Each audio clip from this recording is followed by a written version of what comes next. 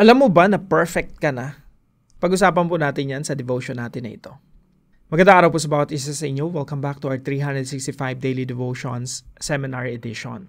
Na yung devotion po natin ngayon ay may kinalaman po sa pagiging perfect o tinatawag po nating imputation.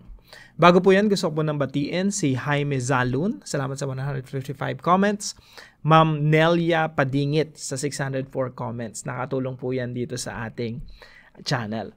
Gusto ko pong batiin ng happy birthday si Ma'am Rita Tan. Maraming salamat po sa inyong pagiging partner dito sa ating devotion. Nakikiselebrate po ako sa inyong karawan. And gusto ko rin pong batiin ng belated happy birthday si Attorney Christian Abejo. At patuloy kang pagpalain ng ating Panginoon, kapatid. Munting paalala lang po, never po akong lumalapit kahit kanino para humingi ng tulong. So pag may lumapit po sa inyo, tapos nakalagay pangalan ko, hindi po ako yon. So hindi po ako lalapit sa kahit kanino. Lahat po ng tumutulong dito sa channel natin ay voluntary. So ang ginagawa ko po, lumalapit ako sa Panginoon, nananalangin ako, si Lord po yung tumutulong sa akin at ginagamit niya yung mga tao. So paalala lang po, no, para maiwasan po natin yung alam nyo na hindi ako yung kausap nyo, no, pag merong lumapit sa inyo. Ang devotion po natin ay may kinalaman po sa imputation. Ano po yung imputation? To impute means to credit something to someone's account.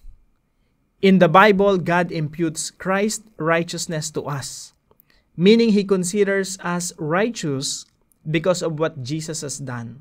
Tayo po ay nagiging banal dahil po sa ginawa ng ating Panginoong Jesucristo doon sa krus. Tayo po ay hinugasan sa ating mga kasalanan at ang kabanalan ng Panginoong Jesucristo ay inilipat sa atin. Meaning, He considers us righteous because of what Jesus has done, not because of our own works. Similarly, Adam's sin is imputed to all of humanity, meaning we inherit a sinful nature. Kung paano yung kasalanan ni Adan ay minana natin, sa pamamagitan po ng pananampalataya natin kay Kristo, yung kabanalan ng Panginoong Jesucristo ay mamanahin din natin. Kumbaga, inilipat din sa atin. So, however, in Christ, the righteousness of God is credited to us. Tandaan niyo po yung salitang credited, no? And our sins are forgiven.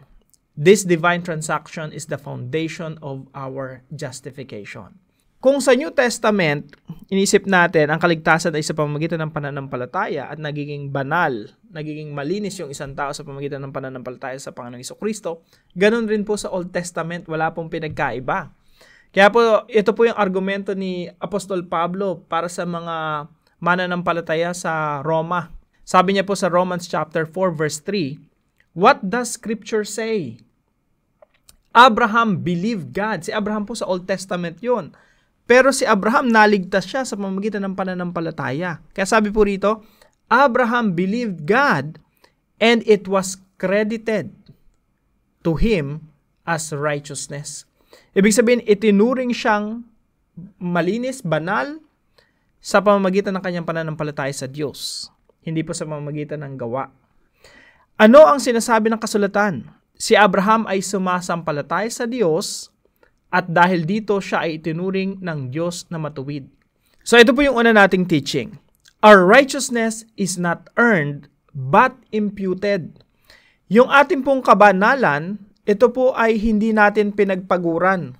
Ito po ay credited or imputed. Let me explain, no? Isipin niyo po, merong isang tao tatrabahong mabuti, no? At yung sweldo niya, i-sinend niya sa bank account mo. So, yung sweldo niya credited to your account.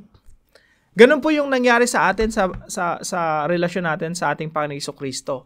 Si Jesus Christ yung nagpakabanal at yung kabanalan niya, it was credited to our account. Ibig sabihin, inilipat yung kabanalan, ibinilang yung kabanalan ni Kristo sa atin. Kaya po tayo nagiging banal. So our righteousness is not earned but imputed. Ibig sabihin natin, pinagpaguran, pinagtrabahuhan, at yung kabanalan ay naging sweldo natin. Hindi po ganon. Si Jesus Christ yung nagpagod, si Jesus Christ yung nagtrabaho, at yung kanyang kabanalan ay inilipat sa atin. Kaya po, pag binasa niyo po itong Romans chapter 4, ina-argue ni Apostol Pablo na kahit si Abraham nanampalataya at sa pamagitan ng pananampalataya niya sa Diyos, siya ay itunuring na banal. Kaya tayo po, nananampalataya sa Panginoong Jesucristo, yung kabanalan ng Panginoong Jesucristo ay na-credit sa atin, imputed. Ibig sabihin, is ibinigay sa atin, ibinilang sa atin. Kaya po tayo ay banal sa harapan ng Diyos, perfect sa harapan ng Diyos. Sabi dito, now to the one who works, wages are not credited as a gift but as an obligation. Kaya yun yung point ni Apostol Pablo. However, to the one who does not work but trust God, who justifies the ungodly, their faith is credited as righteousness.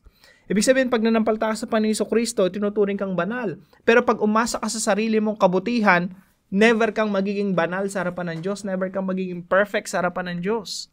David says the same thing. So, hindi lang si Abraham, pati si David. So, si David po sa Old Testament po siya. David says the same thing when he speaks of the blessedness of the one to whom God credits righteousness apart from works. Sabi ni David, blessed are those whose transgressions are forgiven, whose sins are covered. Blessed is the one whose sin the Lord will never count against them. So, unang puntos po mga kapatid, our righteousness is not earned but imputed. Yung kabanalan po natin mga Kristiyano, ito po ay ibinigay sa atin ng Diyos. Yung kabanalan ni Kristo, isinend sa atin, parang sa bangko, no? Pinagpaguran ng Panginoong Jesucristo, pero ikredit sa atin. Binilang tayong banal dahil sa ating Panginoong Jesucristo. Walang iniwan po yan doon sa tatlong nakapako sa krus, si Jesus at yung dalawang magnanakaw. Yung isa na nampalataya sa Panginoong Jesucristo. At sabi ng Panginoong Jesucristo, today you will be with me in paradise. Ibig sabihin, naligtas yung tao na yon, itunuring siyang banal dahil sa kanyang pananampalataya sa Panginoong Jesucristo. So, pangalawang puntos po, our sins are covered by the blood of Christ. Yung ating po mga kasalanan ay covered. Ibig sabihin, tinakloban. Kumbaga, makasalanan pa rin tayo, pero yung position natin sa harapan ng Diyos, malinis na. Because we are covered by the blood of Christ. Kaya sabi po rito sa verse 7, blessed are those whose transgressions are forgiven, whose sins are covered. Yung ating mga kasalanan ay tinakluban na ng dugo ng Panginoong Jesucristo at ang nakikita ng Diyos sa atin ay ang kabanalan ng Panginoong Jesucristo. Kaya mga kapatid, you are perfect positionally. Ibig sabihin yung position mo sa harapan ng Diyos, perfect. And blessed is the one whose sin the Lord will never count against them. At hindi na ibinibilang ng Diyos yung iyong kasalanan laban sa iyo. Kaya po pagdating ng Judgment Day, hindi ka napaparusahan ng Diyos. Bakit? Hindi na ibinilang ng Diyos yung kasalanan mo laban sa iyo. Sa halip, ibinilang ng Diyos yung kabanalan ni Kristo sa iyo. The righteousness of Christ was credited to you. Yun po yung kagandahan ng ginawa ng Panginoong Jesucristo doon sa krus. And number 3 po, our obedience is a result of faith in God.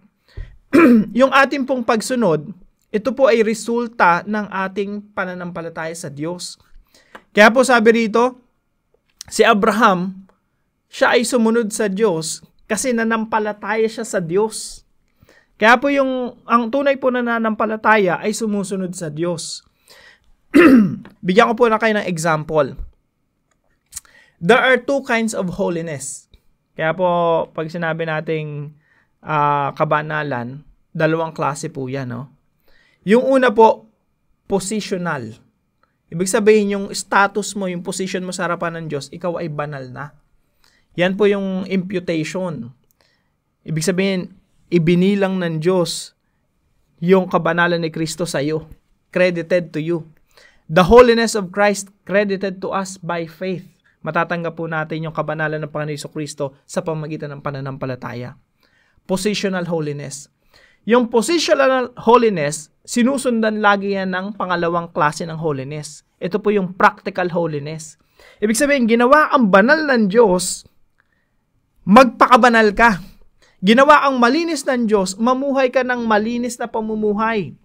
Ginawa ka ng Diyos mabuti sa harapan ng Diyos. Perfect ka sa harapan ng Diyos. Magpaka-perfect ka. Kaya po ang command sa Bible, be holy for I am holy. Magpakabanal ka kung paanong banal ang Diyos.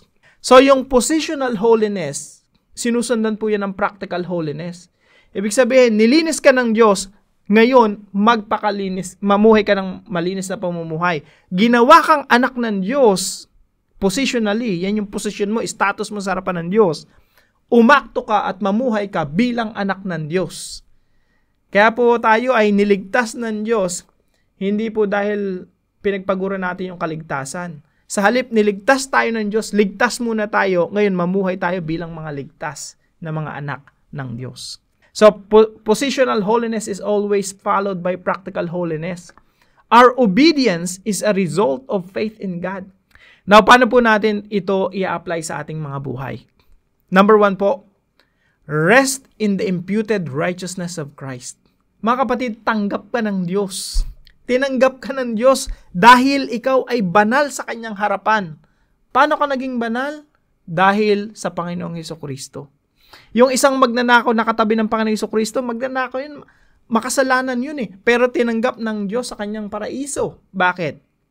Kasi yung kabanalan ni Kristo ay inilipat sa Kanya. Rest in the imputed righteousness of Christ. Magkaroon tayo ng kapahingahan, kapayapaan. Dahil tayo ay binigyan ng kabanalan, ginawa tayong perfect sa harapan ng Diyos. Pangalawa po, rejoice that our righteousness comes by faith. Magdiwang po tayo kasi po yung ating kabanalan ay hindi natin kailangang pagpaguran. Na para bang tayo yung magtatrabaho para maligtas, tayo yung magtatrabaho, magsusumikap para magkaroon ng kabanalan. Kasi kung ang kaligtasan at kabanalan ay nakadepende sa atin, walang tao ang maliligtas. Si Kristo lang po talaga makapagligtas sa atin dahil siya lang yung namuhay ng matuwid, siya lang yung banal. At yung kanyang kabanalan ay ibinilang sa atin. Rejoice that our righteousness comes by faith. Matatanggap po natin ang kabanalan ng Panginoong Hesukristo kung tayo mananampalataya sa Kanya. And point number 3, remain obedient as evidence of faith in Christ. Manatili po tayong tagasunod o sumusunod sa ating Panginoong Diyos bilang ebidensya ng ating pananampalataya kay Kristo. Totoo na magkakaroon tayo ng holiness positionally pag tayo nanampalataya sa Panginoong Hesukristo. Remember, positional holiness, the holiness of Christ credited to us by faith. Pero tandaan po natin, mga kapatid, kung totoo ang ating pananampalataya, susunod tayo sa ating Diyos. Si Abraham po, totoo ang pananampalataya sa Diyos, kaya po siya sumunod sa Diyos. Kung totoo na ikaw ay nananampalataya sa ating Panginoong Hesukristo, ikaw ay susunod sa ating Panginoong Hesukristo bilang ebidensya ng iyong pananampalataya. Tandaan po natin, practical holiness, laging kasunod niyan yung positional holiness. Hindi mo sila pwedeng paghiwalayin. So, remain obedient as evidence of faith in Christ. Actually, nakasulat po yan sa Hebrews chapter 10 verse 14. Sabi po rito, for by one sacrifice, He has made perfect forever. Mga kapatid, listen. You are perfect forever. Dahil sa ginawa ng Panginoong Hesukristo doon sa krus, nung hinugasan kanya ng sarili niyang dugo, you become perfect in the eyes of God. That's your position, positional holiness. Sa harapan ng Diyos, banal ka na. Hindi mo na kailangang i-prove pa yung sarili mo. Ginawa na ni Jesus Christ yon doon sa krus ng Kalbaryo. Namuhay siya ng matuwid at siya ay pinako sa krus para sa ikapapatawad ng ating mga kasalanan. You are perfect forever because of what Jesus did on the cross. Pero at the same time, sabi rito, those who are being made holy. Ibig sabihin, perfect ka na, pero ginagawa ka pa rin perfect. Binabago ka pa rin araw-araw. Bakit? Kasi nagkakasala pa tayo sa ating laman. Sa Tagalog po, sa makatuwid sa pamamagitan lamang ng isang paghahandog ay kanyang ginawang ganap, perfect. Magpakailanman ang mga nililinis ng Diyos. Pero nililinis ka pa rin ng Diyos. Binabago ka pa rin araw-araw. Kaya meron talagang dalawang klase ng holiness. Yung position mo sa harapan ng Diyos. Pangalawa, practical. Babaguhin ka pa rin ng Diyos araw-araw. Now, para po sa ating discussion, why is positional holiness always followed by practical holiness? Pag-usapan po natin yan sa ating mga discussion groups. Tayo po'y manalangin. Lord, thank you for the incredible gift of imputed righteousness. Though I am unworthy, you have credited Christ's perfect righteousness to my account. I stand before you not by my own merit, but by the grace of Jesus. Help me to live in the freedom that comes from knowing my sins are forgiven and I am made righteous in Christ.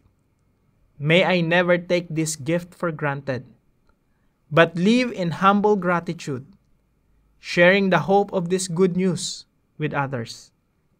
In Jesus' name I pray. Amen and amen.